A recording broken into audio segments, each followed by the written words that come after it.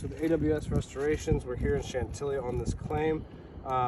There is wind damage on the front and the back. There's been tarps put all over. There's spot repairs that we've done and emergency repairs that we've done here on this roof.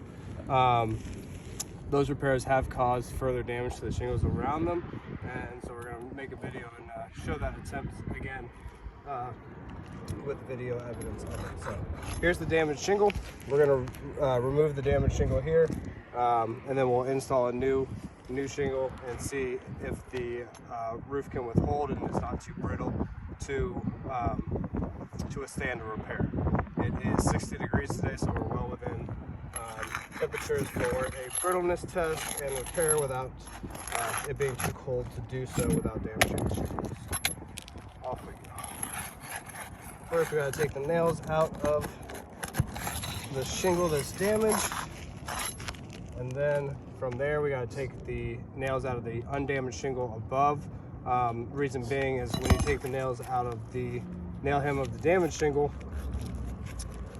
it still doesn't come loose. Reason being is the nail hem above is nailing that damaged shingle as well. So we'll go ahead and remove those nails.